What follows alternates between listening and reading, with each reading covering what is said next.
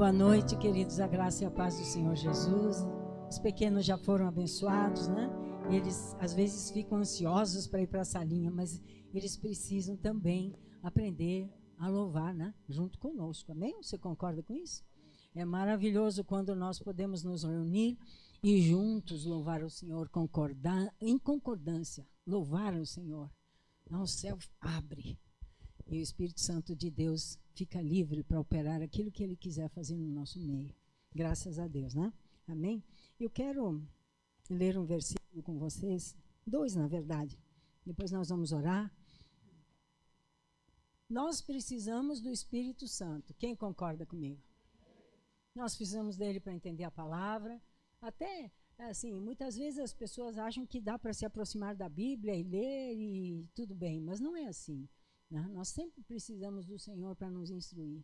E quando nós oramos para que isso aconteça, Ele sempre nos acrescenta. Olha, eu vou dizer uma coisa para vocês. Eu tenho 86, faz a conta, 86, 1900, século passado, 1986, eu fui ordenada pastora. Quer dizer, já tinha lido a Bíblia. 86. Eu digo para vocês, cada vez que eu abro a Bíblia com o intuito de buscar o Senhor, não para ler um versículo assim, porque às vezes eu faço isso também, mas para buscar o Senhor e para ter um entendimento, que eu peço para o Espírito Santo, eu saio com uma pérola. E isso é uma coisa que ninguém pode roubar de você. Só você mesmo é que pode se impedir, né, de que isso venha acontecer. Você está vendo aquele quadro aqui, esse quadro? Os diáconos terão uma caneta na mão deles. Não vai ficar caneta aqui. Porque ficava caneta e daí as crianças achavam queridos, né? Que era para desenhar, eles faziam um desenhinho, coraçãozinho, etc. Não. Este quadro é para você colocar nomes de pessoas que não são convertidos, inclusive familiares. Não precisa colocar todo o nome e escrever uma oração. Só coloca o nome. Por quê? Porque a oração nós vamos fazer agora. O Evangelho de João, antes de ler o texto da meditação de hoje à noite, e eu também não tinha passado para eles, mas eu quero ler aqui para que você saiba com que base nós estamos fazendo isso. O Evangelho de João, no capítulo 6, no versículo aqui, 40 e João, eu estou em João 6? João 6, que fala assim, versículo 44, ninguém pode vir a mim se o Pai que me enviou não o trouxer, e eu o ressuscitarei no último dia. Tá? Então, assim, ele diz, ninguém pode vir a mim se o Pai que me enviou não o trouxer. Tá? A que conclusão nós chegamos? Que se nós não pedirmos ao Pai que traga e que dê as pessoas para o Senhor Jesus Cristo, eles nunca vão se converter. E aqui você pode incluir os piores dos piores. Porque para Deus, Ele vai buscar onde ninguém pode ir. Ele vai. Ele pega, o Espírito de Deus paira sobre aquela vida e começa a trazer convicção do pecado, entendimento de que precisa de salvação e que precisa de Deus. Então, por favor, estenda a sua mão para cá. Nós vamos orar. Pai, muito obrigado, Senhor. Oh, Deus, muito obrigado porque Tu és a verdade, Senhor. Todas as coisas estão nas Tuas mãos. E por isso, Pai nosso que estás nos céus, nesta noite, Senhor, nós chegamos diante de Ti com base no que está escrito no Evangelho de João, no capítulo 6.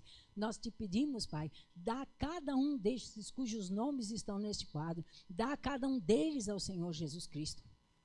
Traz cada um deles ao Senhor Jesus Cristo, o que não significa necessariamente para esta sala, porque alguns estão até em outros países, mas, Senhor, dá essas pessoas nesses outros lugares também para o Senhor Jesus, traz eles para o Senhor Jesus Cristo, para que eles recebam salvação, libertação, vida eterna que só está em Jesus Cristo, e nós te agradecemos em nome do Senhor Jesus, amém, amém. Hoje, os diáconos ainda não têm a canetinha, porque eu não tinha visto. As canetas estão na minha casa há tempo. E eu vou deixar na mão dos irmãos para eles anotem os nomes. E nós vamos numa campanha ferrenha, todo mundo concordando. Nenhum de nós, dos nossos, nós vamos deixar na mão do inimigo. Aquilo que Moisés disse, nós não vamos deixar nenhuma unha. Nós não vamos deixar filho, neto, bisneto, não interessa. Nós não vamos deixar na mão do inimigo. Amém? Então você afia o seu dedo aí, sua mão, e vai lá e escreve o nome. Pode ser só o primeiro nome. Não tem nenhum outro objetivo a não ser salvação. Não adianta colocar aí pedido de oração por cura, ou por negócios, porque não é. É só para salvação. Amém? Amém? Glória a Deus. Então vamos ler Atos, capítulo 1, Atos 1. Vou pegar minha caneca. Wake up. Wake up. Glória a Deus. Amém. Atos, capítulo 1, versículo 13. E entrando, subiram ao cenáculo, onde habitavam Pedro e Tiago, João e André, Filipe e Tomé, Bartolomeu e Mateus, Tiago, filho de Alfeu, Simão, Zelote, e Judas, irmão de Tiago. Todos estes perseveravam unanimemente em oração e súplicas com as mulheres, e Maria, mãe de Jesus, e com seus irmãos. Quem sabe que nós estamos no tempo de vigência do ministério do Espírito Santo? Amém. Tenho falado, não digo exaustivamente, porque enquanto o Senhor me mandar falar, vou continuar falando desse assunto. É o tempo da ministração do Espírito Santo. É o tempo em que nós podemos tirar exemplos do que os apóstolos viveram a partir da vinda do Espírito Santo, que hoje está na terra, para operar na vida de todos aqueles que creem. Então, nós vamos orar agora. Amado, querido Espírito Santo, que foste dado a nós, foste enviado, Senhor, para ministrar na nossa vida, para revelar Jesus para nós, o nosso amado Salvador, para nos levar a conhecer toda a verdade, para nos anunciar as coisas que hão de vir. Senhor, nesta tarde, Senhor, nós queremos meditar, mas nós não queremos argumentos humanos e nem sabedoria humana. Nós te pedimos que o Senhor fale ao nosso espírito, porque o Senhor é espírito. Fala ao nosso espírito de uma maneira que a nossa alma entenda, que a nossa mente entenda, e que nós possamos ser instruídos e transformados pelo Senhor, pela operação do teu Espírito Santo em nós. E nós te agradecemos, Pai, em nome do Senhor Jesus. Amém. Amém? Você pode sentar? Eu não pretendo me entusiasmar muito hoje, porque o que eu preciso compartilhar com vocês, amados, é mais quase como que uma aula do que uma pregação. Porque nós precisamos, além de entender que nós não podemos viver sem a palavra e sem o Espírito Santo, nós precisamos entender como é que nós vamos enfrentar este tempo que temos pela frente. Eu tenho falado para vocês, e não entro aqui em detalhes, porque não é o lugar, né? Eu acho assim que cada coisa a seu tempo e no seu lugar, e não tenho também licença do Senhor para fazer isso no púlpito, mas nós estamos vivendo tempos em que nós precisamos, primeiro, nos alegrar, porque a nossa redenção se aproxima. Ela está mais próxima do que estava, por exemplo, quando eu me converti. Primeira coisa, alegrar grandemente. Segunda coisa, ser espertos. O Senhor Jesus Cristo disse que é para nós sermos simples como as pombas, mas espertos como as serpentes. Você não pega uma serpente de surpresa, não pega. Eu tenho uma experiência. Uma vez nós estávamos num acampamento, eu e a minha cunhada, estávamos caminhando de manhã. Um cenário maravilhoso, à beira de uma piscina.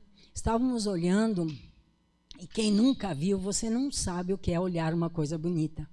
Uma teia de aranha cheia de orvalho, com o sol batendo nela. É um poema. Quem aqui viu? Quem viu sabe do que eu estou falando. É uma coisa linda. Nós estávamos olhando, né? Olhando aquilo assim, e olhando assim. E aí eu olhei para o chão e na minha frente ia uma cobra. Ela ia na mesma direção que nós. Ela estava, eu acho que o quê? Mais ou menos um passo. Por quê? Porque quando eu olhei para o chão, a gente estava glorificando a Deus por aquela beleza que estávamos olhando. E quando eu olhei para o chão, assim, no próximo passo eu ia pisar nela. E eu coloquei o pé assim, meu pé ficou no ar e eu estendi o braço para ela, ela olhou, não fez nenhum barulho, e nós começamos mansamente, bem devagarinho. Quando nós damos 2 passos, ela se levantou, virou a cabeça e olhou para nós. Olhou? Ninguém pega uma serpente desprevenida. Ninguém. E o Senhor Jesus Cristo disse para você ser assim. Você e eu. Ai, uma serpente? Espertos, vivos, como uma serpente. Por que eu estou contando isso? Porque hoje eu preciso falar um pouquinho da situação desses discípulos nos 10 dias em que eles ficaram trancados no cenáculo orando. E quero lembrar a vocês que o Espírito Santo ainda não havia sido dado. Eles não tinham coragem. Porque a coragem eles receberam quando o Espírito Santo veio, sim ou não? Quando o Espírito Santo veio, Pedro se levantou e ele fez uma pregação tão inflamada que milhares de pessoas se converteram na hora. E você olha, mas esse é o mesmo Pedro que lá naquela noite disse, eu não te conheço, eu não conheço esse homem, eu não conheço. Não é o mesmo homem. Então, o que chama a atenção para nós aqui é que o Senhor ascendeu, subiu, e eles foram obedecer. Eles voltaram para Jerusalém e foram para o cenáculo. E lá eles ficaram. Eles ficaram 10 dias em oração, mas eles ficaram trancados lá 10 dias. Porque eles estavam com medo da situação, queridos. O Espírito Santo não tinha sido dado ainda. A intrepidez que você vê nos apóstolos, os primeiros, eles não tinham. Porque o Espírito Santo, de novo eu vou dizer, o Espírito Santo não tinha vindo. Então, nós podemos, dessa circunstância desses dias e de meditar no o que acontecia naquele momento, nós podemos tirar uma grande lição para nós. Porque entenda uma coisa, se você não tem o conhecimento aplicado, não resolve nada. É só soberba. O conhecimento, ele precisa ser aplicado, ele precisa se tornar vida. Amém?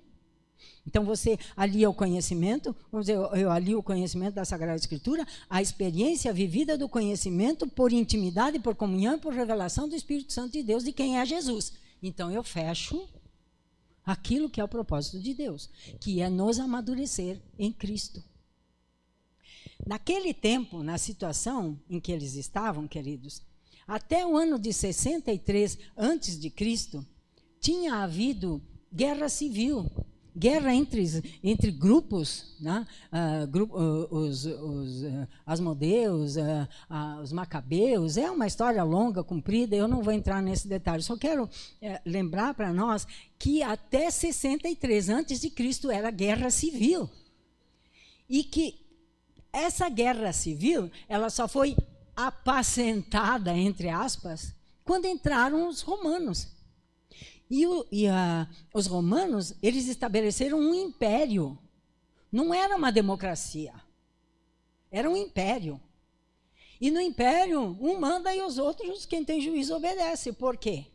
Porque senão você já sabe o que acontece. Certo? Então, os discípulos estavam nessa condição de uma situação social, vamos dizer assim, em que eles estavam ansiosos para que o Senhor devolvesse o reino para Israel, tirasse os romanos. Quem me entendeu?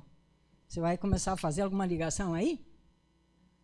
Era o que eles queriam, tanto é que lá em Lucas 24, se não me engano, o 21, não me lembro, você vai ver os 2 discípulos de Emaús, já preguei sobre isso, nem lembro onde é que é, qual capítulo.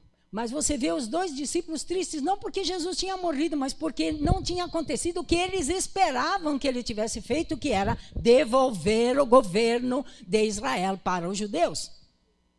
Entendeu? Eles não estavam tristes porque Jesus tinha morrido. Eu não vou ler agora, mas você vai ver lá depois. É 21 ou 24, um dos 2 você acha. Um dos 2, entre Gênesis e Apocalipse, você acha.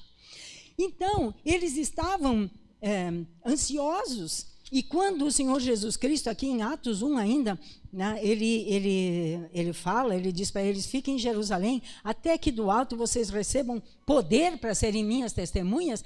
Olha a pergunta deles, versículo 6. Aqueles, pois, que se haviam reunido, perguntaram-lhe, dizendo, Senhor, isso Cristo já ressuscitado, tá? Senhor, restaurarás tu, neste tempo, o reino de Israel? Ai, Jesus, o Senhor morreu, o Senhor ressuscitou. É agora que vai acabar o Império Romano. E o Senhor disse, não compete a vocês saber os tempos.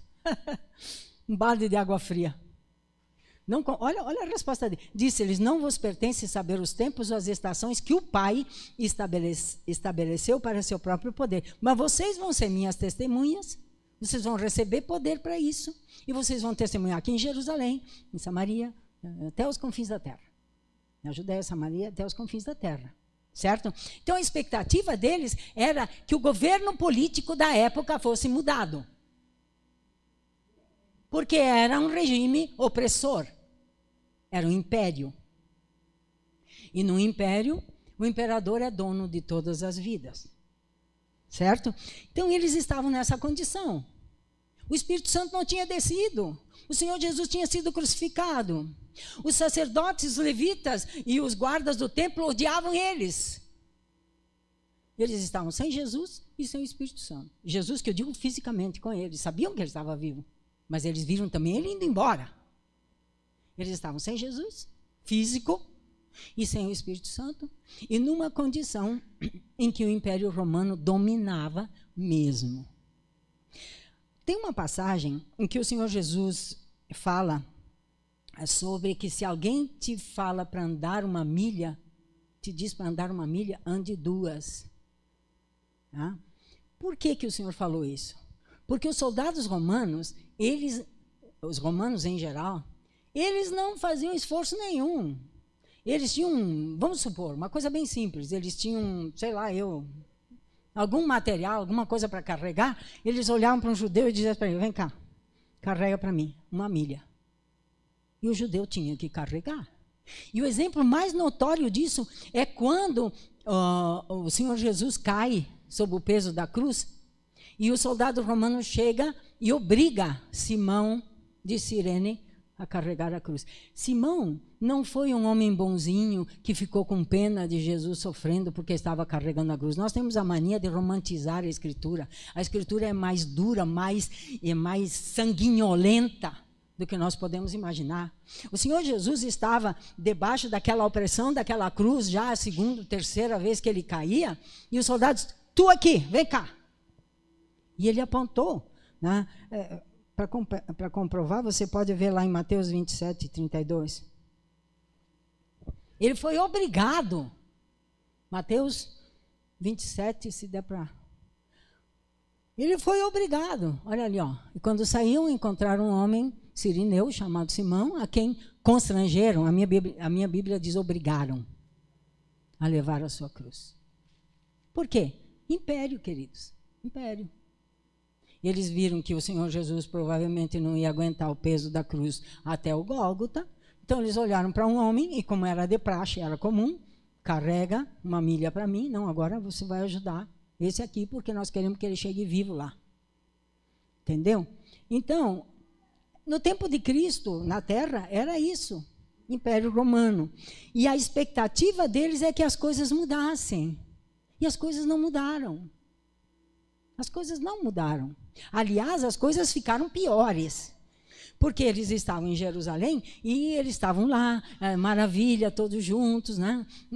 Depois que o Espírito Santo veio, estavam lá todos juntos e se ajudando, se reuniam de casa em casa, partiam o pão, se reuniam no templo. Era maravilhoso a comunhão, falando de Jesus, falando das coisas que Jesus fez. Os evangelhos ainda não existiam, ainda não tinham sido escritos.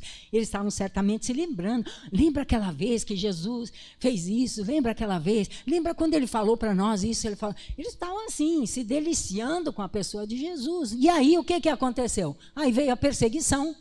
Porque Jesus tinha dito, não é só aqui na Judéia, é em Samaria e até os confins da terra.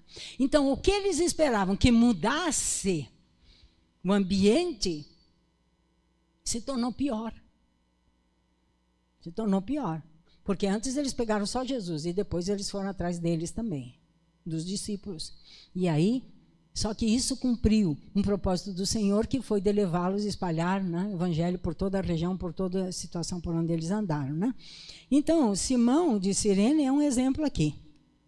Então, nesta situação estavam os discípulos de Jerusalém, como eu falei a vocês, sem Cristo presente com eles, fisicamente, né? E sem o Espírito Santo, que ainda não tinha vindo. 10 dias. 10 dias.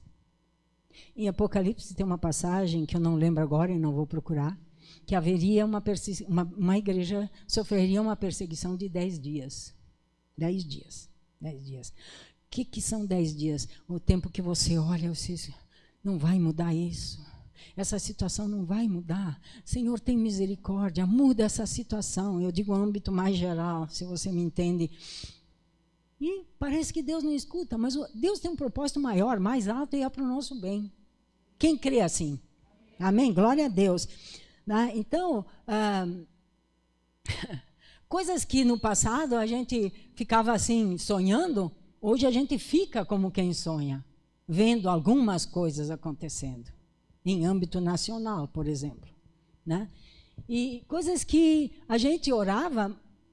Confesso para vocês que eu orava sobre uma certa emissora de TV, que se convertam todos, ou que se acabe, ou que não sei o quê, ou que não sei o quê, né? E nós estamos vendo algumas coisas acontecendo. Aí você me diz assim, por onde você quer enredar? Você já vai entender. Eles perseveraram 10 dias com orações e súplicas, reunidos no mesmo lugar. Muito bem. Em que isso tem a ver com a nossa situação de hoje? Vamos começar? Eu não vou falar nada estranho que você não saiba, mas só para trazer a memória. Primeiro, terror por todos os lados. Terror por todos os lados. Sim, mas eu não estou vivendo uma situação de terror. Claro, glória a Deus, porque nós temos o Espírito Santo que nos conforta, que nos consola, que nos fortalece. Mas se você sai do âmbito de ver a vida a partir da perspectiva do Evangelho e da comunhão com o Senhor e da presença do Espírito Santo que nos consola e que nos dirige todos os dias, é terror, meus irmãos. É terror. E eu não falo de terror de pegar armas. Eu falo de terror na natureza. Eu falo de terror na sobrevivência, fome no mundo inteiro. Eu falo de terror em pestes, na questão da saúde. Se você só prestar atenção para a atmosfera geral, você verá que nunca como agora há tanta intimidação, vamos dizer assim, nas regiões celestes, né, sobre os seres humanos, para, de alguma forma, fazer com que a gente se abata, se desanime e comece a ficar com medo. Queridos, o medo paralisa. O Senhor não nos deu espírito de medo. O Senhor nos deu espírito de coragem, espírito de ousadia, de adoção de filhos. Então, depois nós vamos ver, mas já alguma coisa aqui. O que é uma situação aterrorizante? O que você e eu, como filhos de Deus, temos que fazer? Nós temos que nos levantar e dizer, aqui não. Aqui não. Amém? Seja isso no particular, na família, num âmbito um pouquinho maior. Por quê? Terror por todos os lados. Eu lembro quando, em 2020, nós fomos assediados por aquela famosa enfermidade. Eu via na televisão centenas de ambulâncias levando corpos de mortos. Isso era divulgado para todo mundo. Isso não é terror? Isso não é terror? Só que 3, 4 meses antes, o Senhor me disse, te lembra de uma coisa? 3, 4 meses antes de eu, né, ficar infectada. O Senhor me disse, te lembra uma coisa? Não há nenhum nome que está acima do meu nome, o Senhor disse. E eu vou falar claro, Covid é um nome que está abaixo do nome de Jesus e não acima. Você entendeu? Então, às vezes, e aí é que pega, às vezes os cristãos não se lembram disso. E por causa dessa atmosfera de terror, entendeu? Eles começam a ficar preocupados, ansiosos. Como é que vai ser? O que eu vou fazer? Como que vai ser?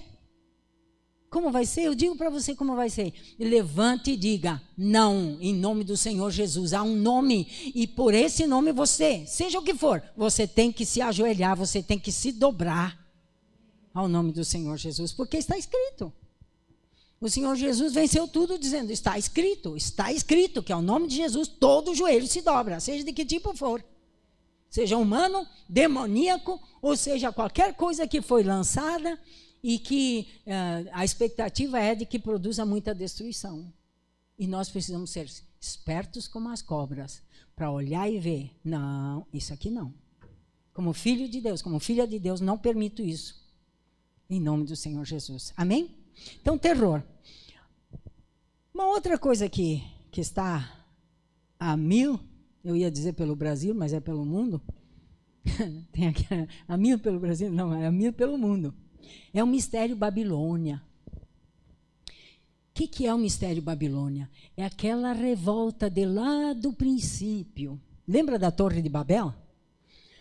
Teve o dilúvio, depois do dilúvio, eles disseram assim, bom, agora nós vamos construir uma torre para fazer um nome grande para nós. Sabe o que mais? Nós vamos subir nessa torre, e se vier alguma coisa para nos destruir, nós estamos lá em cima, não vai nos pegar. Então, eles começaram a construir, eles tinham todos o mesmo propósito. Deus olhou, vocês sabem a história muito bem, e ele olhou e disse, agora vamos ver, e ele confundiu a língua deles todos. Só que o mistério Babilônia continuou. Continuou esta raiz de rebeldia a Deus, de rebeldia à palavra de Deus, de querer confrontar Deus, de querer argumentar contra Deus e contra a sua palavra, está vigente. E mais forte do que nunca na terra. Então, o mistério Babilônia, ele está operando abertamente em toda parte, em todos os níveis da sociedade. Todos. Eu posso citar aqui. Em todos os níveis de atividade humana. Levando multidões imensas a aplaudir práticas que, na verdade, são malignas e são rebeldia contra Deus. Como que isso se faz? Propaganda. Propaganda. Apresentando as coisas como algo, nossa, isso é justo, isso é assim mesmo que tem que ser. Então, o aliciamento, ele se faz por uma linguagem macia e por argumentos aparentemente bons. Aparentemente bons, por argumentos humanistas que trocam a sabedoria de Deus e a sabedoria da palavra de Deus por sabedoria de homens que se apresentam como executores do bem, mas que na verdade querem tirar das pessoas o foco em Deus, na sua palavra e na confiança em Deus para colocar em sabedoria humana, atividades humanas, capacidades humanas, porque daí cria-se a idolatria e rouba-se a alma, rouba-se a vida eterna. Você entendeu? Então, o mistério Babilônia, ele está com práticas, eu vou repetir, aparentemente muito boas. Vocês me dão licença eu tirar o casaco?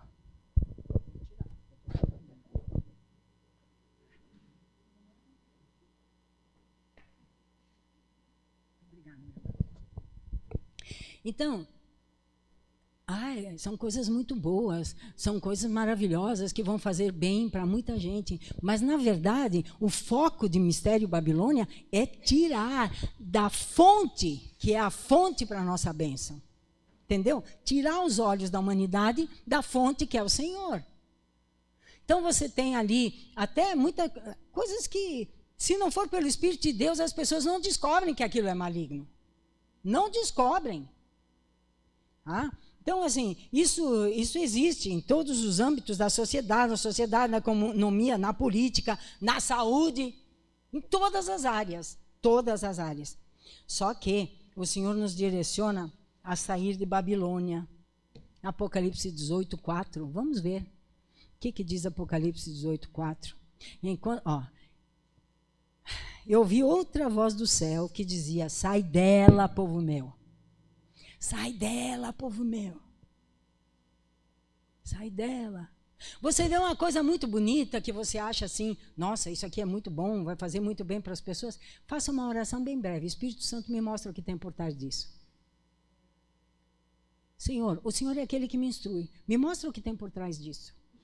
E muitas vezes você vai se surpreender. Porque o inimigo, ele não vem de chifre e olho vermelho, chamejante, com um tridente. Não, ele vem mais como alguém sedutor, né? Inspirando confiança, ou querendo inspirar confiança, né? Mostrando, olha aqui, ó, o projeto, o plano é esse, assim, assim, assim, assim. Mas sabe que isso é bom? Poxa, isso é muito bom. Só que isso vai tirar a confiança, de novo vou repetir, tira a confiança em Deus, que é a fonte de todo bem, para colocar na sabedoria humana. E a sabedoria, se não for a sabedoria de Deus, a humana, ela é maligna. Porque a natureza humana é caída e o coração humano é enganoso. Então o Senhor diz, sai do meio dela, sai. Então, todos os níveis da atividade humana, todos, desde que o bebezinho começa lá e vai crescendo, vai para a escola, ali tem. Vai para diversão, ali tem. Vai para segundo grau, ali tem. Vai para amizades, ali tem. Vai para trabalho, ali tem. Entendeu? Isso é muito sério. Porque o que ele diz aqui, ó? Sai dela, povo meu, para que não sejas participante dos seus pecados e para que não incorras nas suas pragas. Por quê? Porque o Senhor vai destruir Babilônia pelas pragas. Aliás, Apocalipse diz que Babilônia vai cair num dia. O Senhor vai destruir Babilônia num dia. Mas é esta Babilônia. Porque a Babilônia física, o último que tentou levantar foi Saddam Hussein, e alguns sabem o que aconteceu com ele, né? A Bíblia chama ele até de gabarola. Bom, mas enfim. Então, esse mistério, ele atua, como eu disse, em todos os níveis, e logo em seguida eu vou falar do nível religioso também, mas ele atua, o mistério Babilônia atua também no âmbito religioso. E não é, como eu disse, aquilo que você pensa, ou que eu penso, isso aqui é uma coisa maligna, né? Se não for pelo Espírito Santo, a gente não consegue descobrir. Uma outra coisa que graças a Deus pelo Senhor Jesus Cristo e pelo Espírito Santo que já está conosco, né? Porque os apóstolos passaram 10 dias, mas o Espírito Santo não tinha vindo, mas para nós o Espírito Santo já veio. Quem louva a Deus comigo por isso? Glória a Deus, né?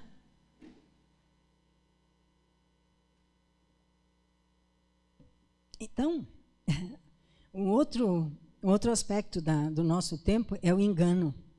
O Senhor Jesus Cristo fala em Mateus 24, quando disseram para ele, quais são os sinais, né? O que vai acontecer antes da tua vinda?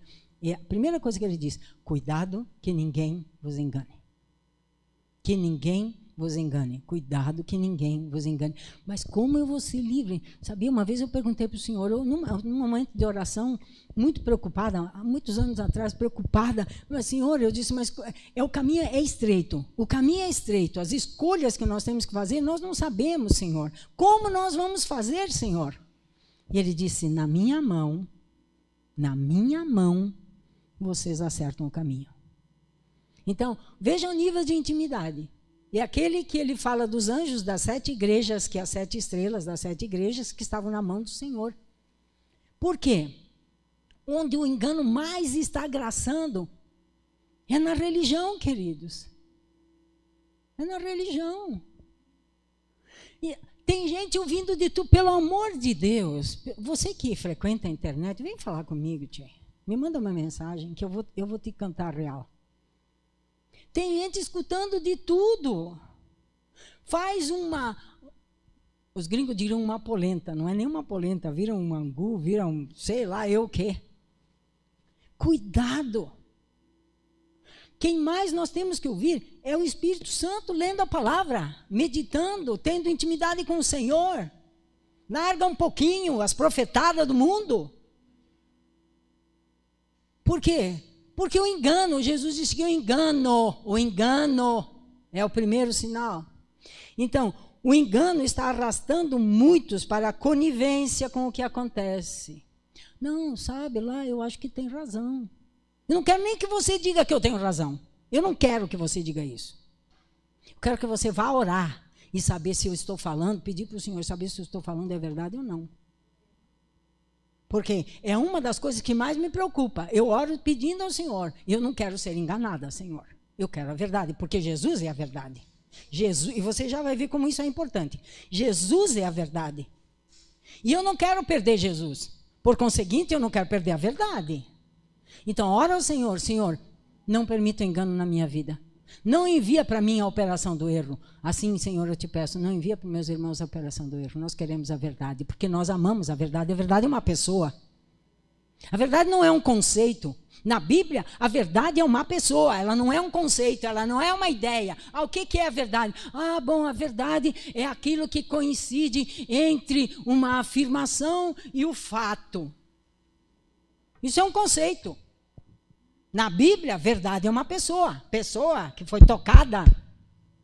Uma pessoa. Ele é a verdade. Certo? Então, o engano, né, as pessoas vão, com isso elas vão para as heresias, para as apostasias, elas vão para a mornidão e, no fim, elas caem na vala comum dos perdidos. Infelizmente. E muitos começam dentro das igrejas e vão para a vala. Então, amados, essa é outra coisa para nós pensarmos. Amém? Amém, vamos lá. Outra coisa que acontece no nosso tempo. Sobre esse tópico que eu vou falar agora, eu até falei aqui, a pastora Eliana, eu acho que ela está hoje ministrando com as crianças, né? Eu falei aqui que quem está no segundo ano do segundo grau, quem fez segundo grau, fez faculdade ou está fazendo, seja internet ou seja presencialmente, seja lá como for, eu gostaria de conversar com vocês, porque eu tenho uma historinha para contar para vocês sobre a escola de Frankfurt. O resultado para a nossa cultura e para o nosso tempo. Não é o espaço aqui, mas algumas coisas eu vou tocar, porque eu acredito que é importante nós, como cristãos, sendo simples como as pombas e espertos como as serpentes, nós precisamos saber. Uma coisa que começou lá naquele tempo foi uma atividade maligna sistemática para desacreditar a Bíblia. É claro que ela não começou assim, agora nós vamos questionar a Bíblia. Não começou assim. Começou com um marxista que disse, olha, nós precisamos achar a verdade. Então, nós vamos ver, nós vemos uma afirmação e nós vamos questionar essa afirmação. Nós vamos fazer uma crítica, um questionamento, nós vamos apresentar argumentos. E dali foi evoluindo ao ponto de, agora nós vamos fazer uma autocrítica, porque nós precisamos também saber, olha que maravilha, né? O Espírito Santo que está conduzindo ao arrependimento. Não, queridos, não. A coisa foi evoluindo e foi avançando até chegar um momento em que, mas será? Você já ouviu isso? Agora é comum. Será que foi Deus mesmo que inspirou a Bíblia? Será que foi? É uma visão crítica. Se chama visão crítica. Então questiona uma afirmação, e todos os seus filhinhos que passaram pela escola passaram por isto de uma maneira velada, que muitas vezes nem os professores sabem que a origem é essa. Tá? Revisão crítica de todas as afirmações. Vamos ver se é assim. Então agora tem aqueles que querem mudar o texto bíblico, porque afinal, né, chegou num ponto, hoje, em que o descrédito da palavra de Deus está de tal maneira que qualquer um endemoniado vai lá num Congresso Nacional e diz, nós vamos mudar os tais itens não é da Constituição, é da Bíblia. É da Bíblia. Nós vamos reescrever. Por que eles se julgam nesse direito? Porque a base, a raiz, o comecinho de tudo foi lá. Não, mas... Eu conheci pessoas na universidade que conhecem a Bíblia melhor do que você e eu. Eles te citam o livro, o capítulo, o versículo e dizem que é uma baita de uma poesia, segundo o modelo tal, ou aquele lá, tarará. E não vale nada para eles a palavra de Deus. Por quê? Porque eles passaram pela instrução do pensamento crítico de criticar, de analisar, não como alguém que ama a palavra de Deus. Não, mas eu quero ver o que... Não. Vamos ver se isso aqui se sustenta. Então, eles encontram contradições entre o evangelho tal e o evangelho tal. E você vai ler, mas eu não vejo contradição. É porque você não usa seu senso crítico. Mas quando você pega a palavra de Deus, você vê que um evangelho completa o outro. Eles não são oponentes. Entendeu? Então, o descrédito da Bíblia é fomentado por essa nova filosofia, vamos dizer assim, me falta uma palavra melhor, de vida, que analisa tudo e critica tudo. E principalmente aquilo que Deus diz que é a verdade. Tá? Então, para eles, hoje, Jesus não é mais nem um ser histórico. Ele é o produto da imaginação popular. Tá? Nós chegamos nesse ponto. Bom, então, e junto com isso, naquela mesma época, houve um cientista, um físico muito famoso, vocês todos já ouviram o nome dele, que é Albert Einstein. Ele criou uma teoria, diga teoria. Teoria é uma imaginação. Tá? Me falta uma palavra melhor, vou falar bem simples. Teoria é uma imaginação. Para ficar bem simples. Ele expôs uma teoria que se chama teoria da relatividade. Tudo bem. Enquanto fica no físico, tudo bem. Só que a relatividade foi descambar no relativismo. E o relativismo diz que não tem mais verdades absolutas. Aí entra aquele negócio, meu corpo, minha verdade, tua verdade. Entendeu? Uma afronta direta à palavra de Deus, a uma só verdade. Jesus é o caminho, a verdade e a vida. Então, você junta o criticismo e você junta o relativismo, você tem uma sociedade que não acredita mais na Bíblia e que não acredita mais que existe uma verdade absoluta pela qual vale a pena viver e morrer. E é contra isso que nós estamos lutando a favor dos nossos filhos, porque foi isso que eles aprenderam. Os mais velhos, como eu, por exemplo, assim, nós ainda... foi proposto para nós analisar estas coisas. Mas hoje não se analisa mais nada. Hoje o negócio é o seguinte, ó, tu fica com a tua verdade, eu fico com a minha. Não, mas eu quero te falar de Jesus. Ele é bom para ti? É bom? Então fica com ele. Eu não quero. Eu quero Jesus. Mas, né? Você entende? É essa a questão, amados. Esta é a nossa sociedade. Que eu estou, né? Junto com o descrédito da Bíblia e o descrédito da existência real do Senhor Jesus Cristo ressuscitado, veio também o descrédito com relação a uma figura que se tornou uma caricatura humorista há uns 20 anos atrás. Ele era o bufão da corte. Alguém já viu algum programa? Não, vocês não são tão velhos assim. Na televisão tinha programas em que o diabo era o bobo da corte. Ele era o bobo, era aquele que apanhava, era aquele que fazia tudo, ele era atrapalhado, ele fazia tudo errado. Estratégia produzida no inferno para fazer as pessoas pensarem que ele não está vivo e ativo na terra. Tá? Então, ele, por quê? Porque ele se tornou, né, uma figura caricata, folclórica, uma espécie de bobo da corte. Tá? Hoje, essas forças espirituais agem sem resistências ou oposição, até mesmo entre os crentes, destruindo famílias, descendências, ministérios, vidas, entre outras coisas, porque nem todos mais acreditam no poder do sangue de Cristo para dizer, chega. Ou, se acreditam no poder do sangue de Cristo para dizer chega, não acreditam que seja a força das trevas. Então, hoje nos púlpitos vocês têm coaching, vocês têm sistemas variados, não vou nem mencionar aqui. Vocês têm todo tipo de produção humana para abafar e para não permitir que aqueles que têm que ser espertos como a serpente se deem conta que não é problema psicológico, que não é problema emocional, que é problema demonial.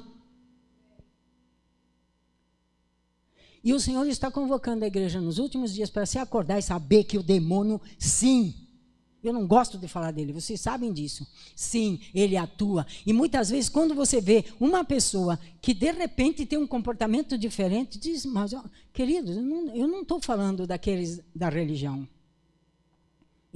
Porque aí é outra coisa. Mas estou falando de pessoa, você... Mas, nossa, o que está acontecendo com essa pessoa? Vai orar. Vai orar. Pode ser uma surpresa. Pode ser uma surpresa. Estou indo para o fim. Então, por todas essas circunstâncias, hoje nós vivemos imersos num mundo em que faz de muitos cristãos incrédulos. São cristãos incrédulos. Porque eles estão contaminados por todas essas coisas. Aí você me diz assim, e o que nós vamos fazer? Desculpem. O que nós vamos fazer? O que os discípulos fizeram? Eles estavam juntos, unânimes, em orações e súplicas. Foi isso que eles fizeram. Porque nós não precisamos pensar como que vai ser solucionado aquele problema. Nós temos que apresentar ao Senhor em oração e Ele sabe como Ele vai resolver aquele problema. E se nós estamos cheios do Espírito Santo, Ele faz brotar do nosso ventre um decreto sobre a situação que muda a situação. É assim. Não brota de nós, é isso que eu quero dizer. Tem uma pastilha no bolso. Não brota da nossa alma, não brota da nossa inteligência, não brota da nossa capacidade, brota do Espírito. Onde Jesus disse que está o Espírito? Onde? Vai, seja literal na palavra. Do ventre daquele que crê, o que acontece? Rios de águas vivas. Do ventre daquele que crê, fluirão rios de águas vivas. Porque o Espírito sabe todas as coisas. Ele penetra as profundezas do homem, ele penetra as profundezas de Deus, e ele conhece muito bem o inimigo das nossas almas, e ele sabe como tem que agir com ele. E o que nós temos que saber? Nós temos que saber que na cruz do Calvário o Senhor Jesus venceu principados, potestades, dominadores, forças espirituais do mal e os arrastou pelo universo, os expôs em triunfo. E nós temos esta vitória. É esta vitória que é a nossa vitória. Então, quando nós estamos congregados, unidos e orando, e o Espírito Santo movendo no nosso meio, o Senhor nos dá discernimento e nos dá também aquele decreto, aquela palavra, aquela oração, aquela intercessão que vai agir na hora, queridos. Na hora. Amém? Então, por quê? Eles estavam, então, eles são exemplo para nós, amém? Podemos dizer isso? Eles são exemplo para nós, sim ou não? Então, esse tempo que eles passaram, eles estavam em desvantagem com relação a nós.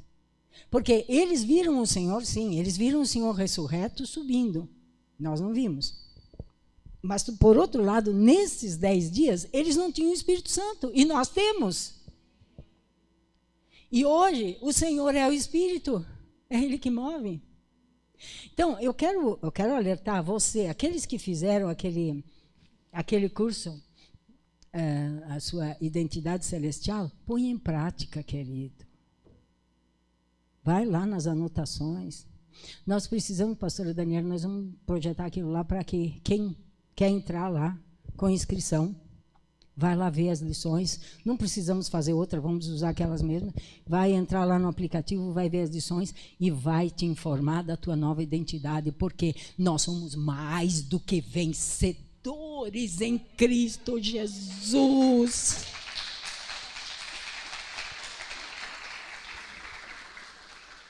Eu quero lembrar a vocês que o Senhor não mudou o governo romano. Ele encheu de fogo o povo dele. Amém? Então, aqui a nossa constatação. Quem andar sozinho não poderá prevalecer. Quem andar sozinho não vai se manter firme, não vai conseguir identificar as armadilhas e vencer o mistério da iniquidade que é Babilônia. Não vai conseguir. Agora, aqueles que obedecem às ordens do Senhor e que estão congregados, Apocalipse 12, 1 diz, eles o venceram pelo sangue do Cordeiro e pela palavra do seu testemunho, e não amaram as suas vidas até a morte. O que isso quer dizer? Isso quer dizer que eles saíram do meio dos arranjos da Babilônia e seguiram a direção da palavra do Espírito. Eu tenho uma decisão a tomar, é pela palavra e é pelo Espírito, não é pela sugestão do iluministro. Não é pela sugestão do fulano de tal, o grande sábio. Não é pela sugestão daquele religioso capenga que só tem uma perna, porque a outra perna, que é a operação do Espírito Santo, ele não tem. Não. Eu vou seguir a palavra e o Espírito. E qualquer pessoa que se levantar para falar, eu não vou julgar, eu vou analisar. Eu não vou analisar a pessoa, eu vou analisar o que está falando. E quanto mais eu conhecer a palavra, mais critérios eu tenho para analisar se isso é e se isso não é. Vou poder dizer isso é, isso não é. Amém? E o Espírito Santo vai me dizer, ó, recebe? Ou vai dizer, cuidado. Amém? Então, sair dos arranjos da Babilônia, queridos, vai ficar cada vez mais difícil. E agora vem a parte boa. Sair dos arranjos de Babilônia vai ficar cada vez mais difícil. Por quê? Porque até agora foram feitos testes. Tá? Não, agora vocês não saem de casa. Não, agora vocês podem sair. Agora, se você quer ir para o cinema, você vai ter que ter uma tal coisa. Não, agora não precisa mais. Agora, se você for viajar de avião, você tem que ter um documento. Não, agora já não precisa. Agora você vai fazer uma cirurgia? Eu fui fazer um exame que precisava fazer no hospital, rotina, tá? Estou bem, glória a Deus. Precisava fazer um exame de rotina, lá dizia assim, traga o tal documento. Eu disse, não vou fazer. Eu pensei assim, ó Senhor, enquanto o Senhor me quiser na terra, se essa coisa aí no meu corpo ficar tranquilo, se o Senhor não me quiser, o Senhor vai fazer e acontecer. E estou nas tuas mãos. Aí eu fui, porque tinha que fazer uma sedação leve. Eu fui para a anestesista.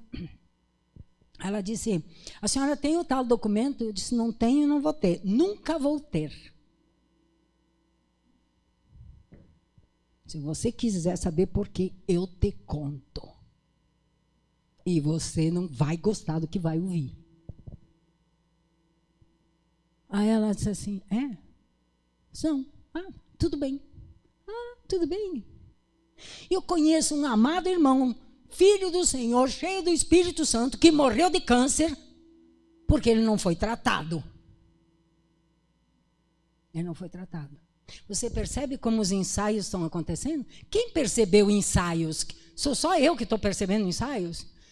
Os ensaios estão sendo feitos. Aí a anestesista disse, não tem problema. Daí cheguei lá na hora, eu disse, olha, tal coisa não tem. A Dani estava comigo. Não tem tal coisa. Não tem problema. Ah, tá. Então, quer dizer que este ensaio, nós já fechamos, né? O ciclo. Mas eles vão ser cada vez. Né? Aquele negócio de pagar com o telefone é um ensaio. É um ensaio. Tá?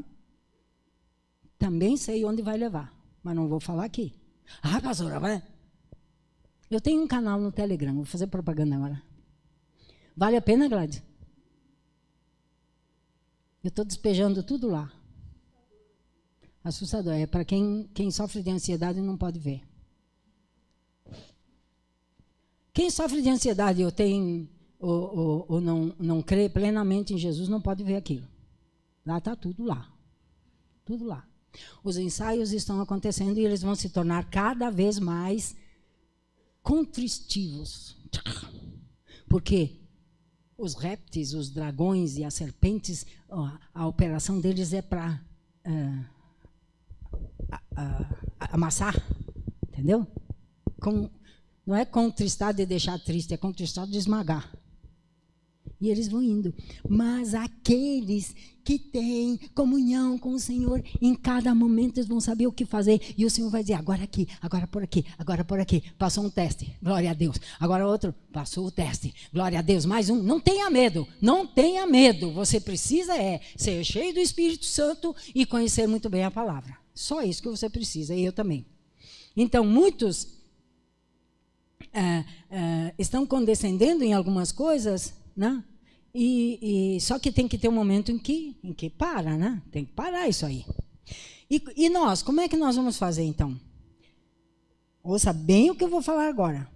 Quem quiser se poupar, quem não quiser perder amigos ou empregos, quem quiser continuar vivendo uma vida normal, entendendo normal antes de 2019, e para isso for condescender com propostas, soluções e atitudes geradas por Babilônia, ou seja, quem quiser preservar a sua vida vai perdê-la. Vai perdê-la. Ah, você me diz, mas eu não vim aqui no domingo para ouvir isso. Mas eu estou aqui porque eu amo você, eu quero você na vida eterna. Nosso Deus é tão poderoso que Ele fez chover o pão do céu. Do que você se preocupa? Ah, mas se eu não concordar, eu perco o emprego. Mas você está passando fome? Se está passando fome, avisa que nós vamos conseguir uma cesta básica para você. Se não conseguir pagar o aluguel, nós vamos te ajudar a pagar o aluguel. Porque este é o valor de congregar, entendeu? Quem for sair de Babilônia, quem optar por ser seguidor de Jesus Cristo, de uma maneira radical, vai precisar da congregação. Vai precisar da congregação. Por quê? Sozinhos, né?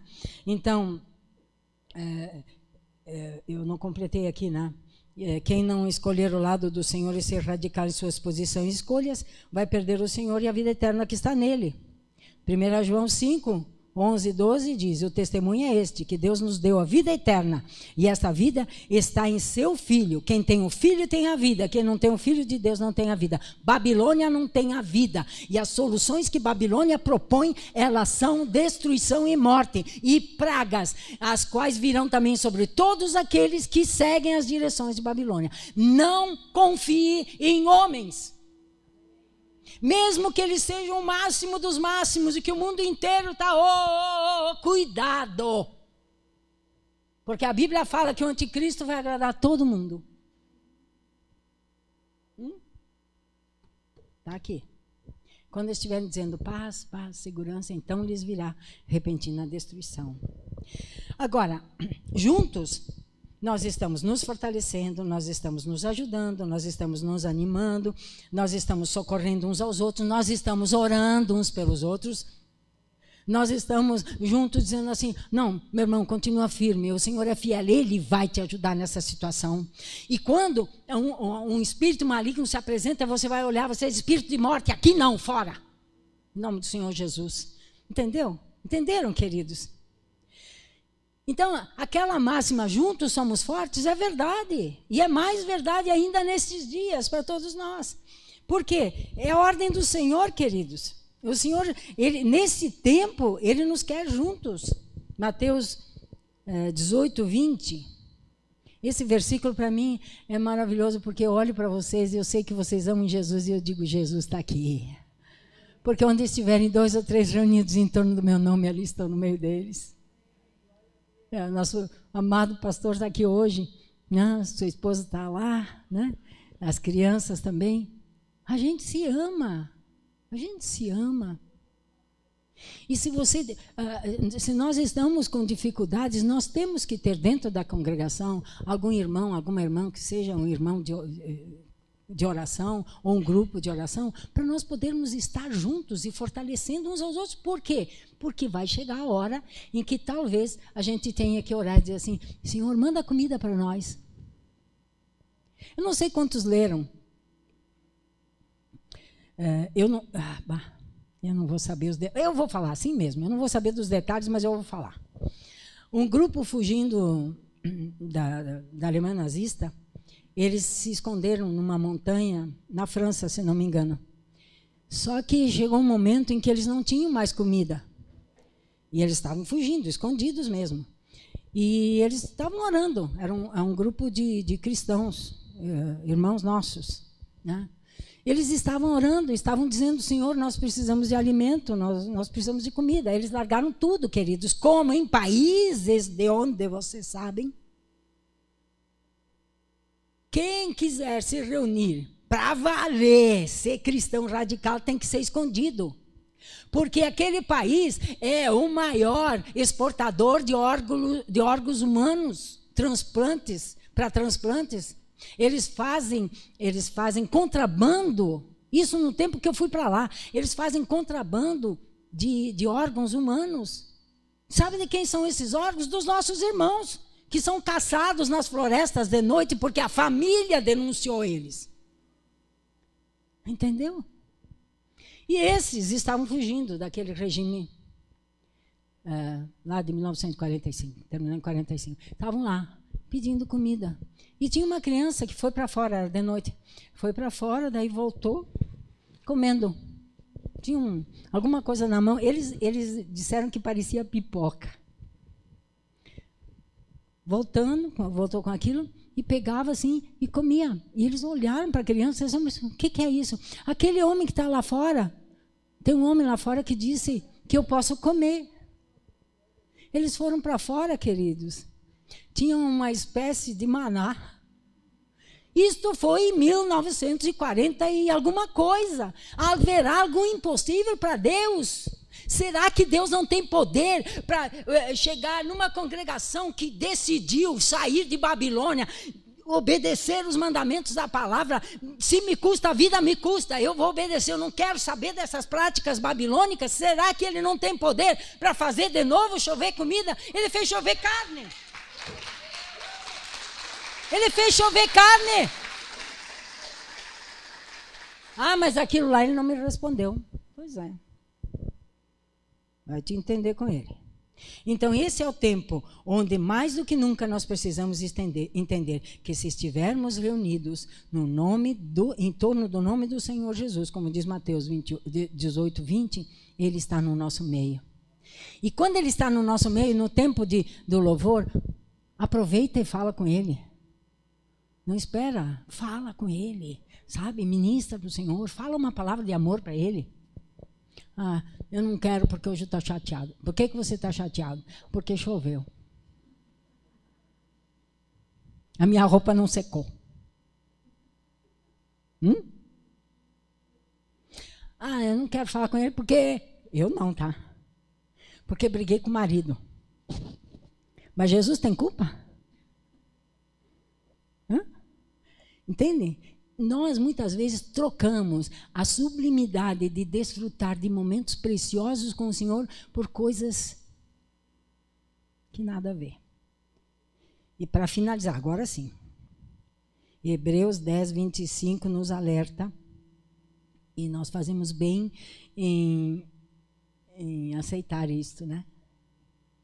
Diz assim, não deixando a nossa congregação, como é costume de alguns, antes admoestando-nos uns aos outros, e tanto mais quanto vedes que se vai aproximando aquele dia.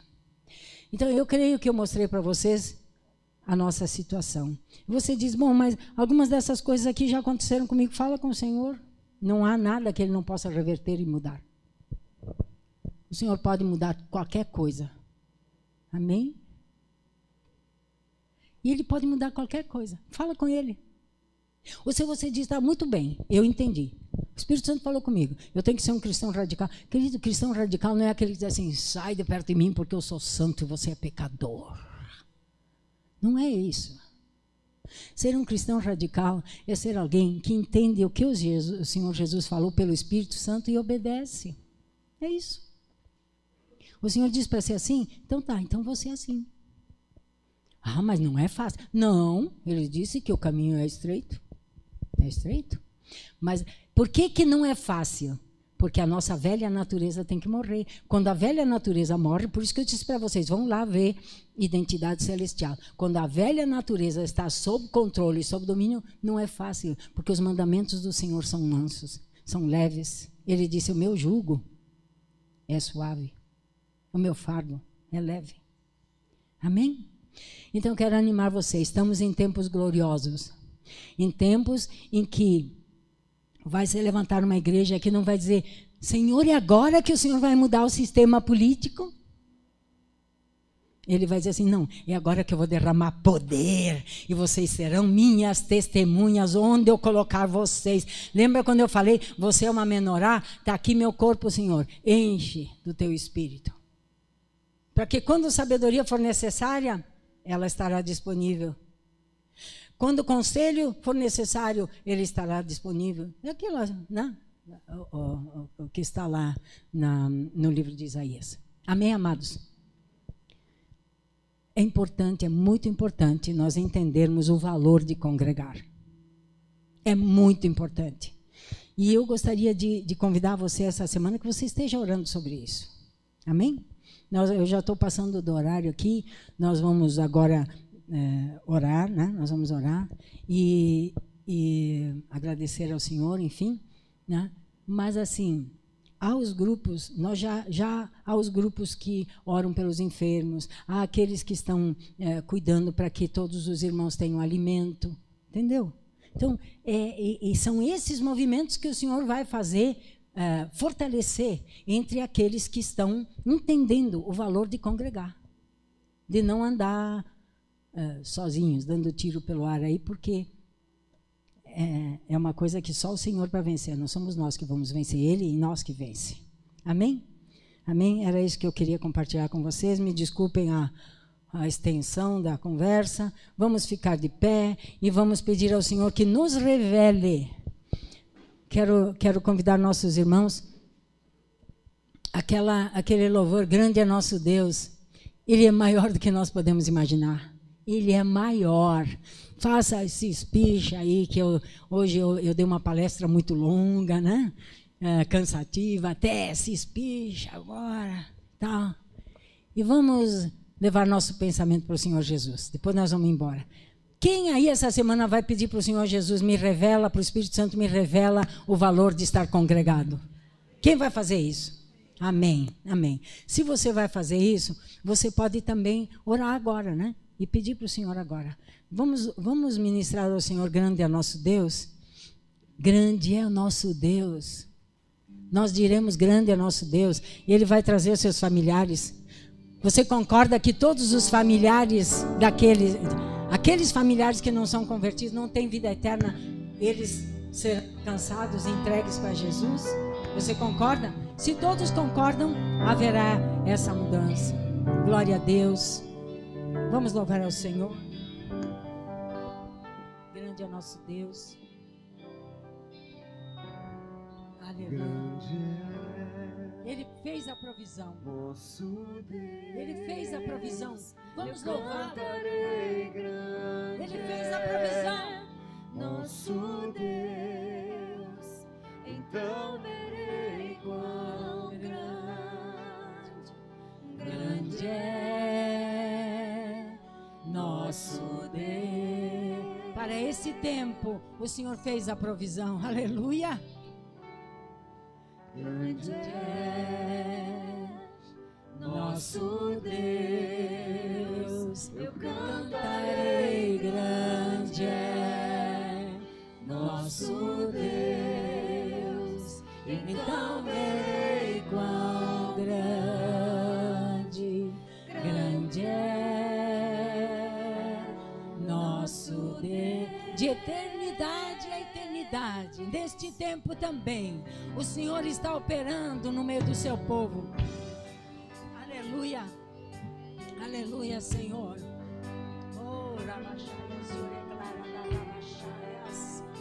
O Senhor fez a provisão.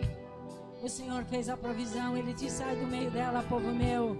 Eu te alimento, eu te sustento, eu te protejo, eu te dirijo, eu te guardo, eu te instruo o caminho que deves andar. Não temas.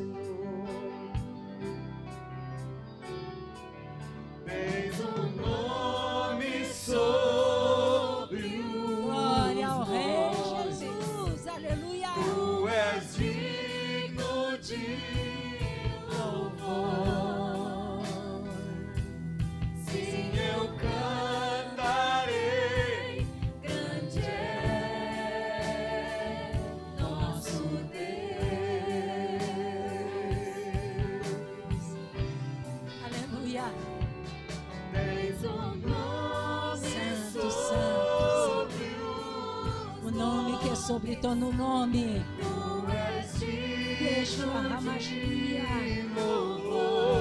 Santo, santo, santo. Sim, eu cantarei. Grande é nosso Deus.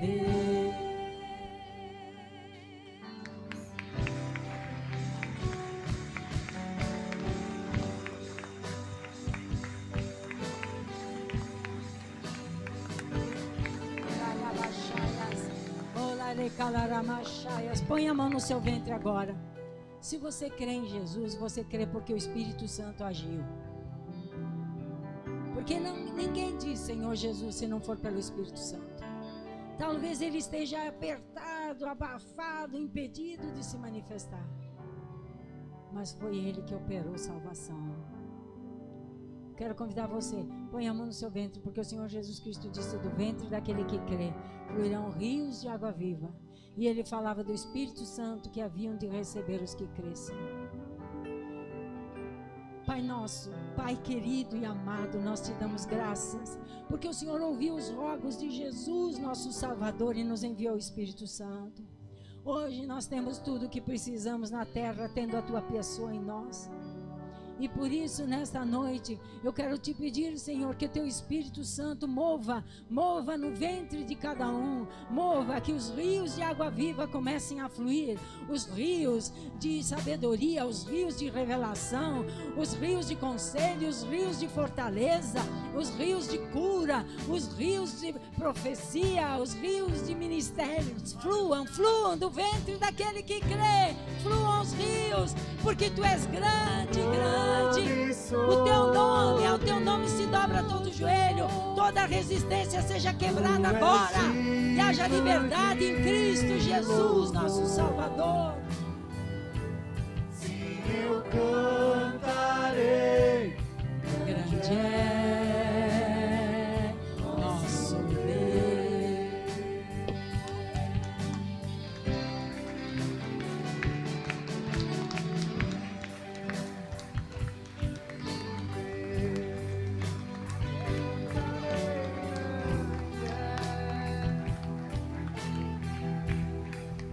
Glória a Deus, amém.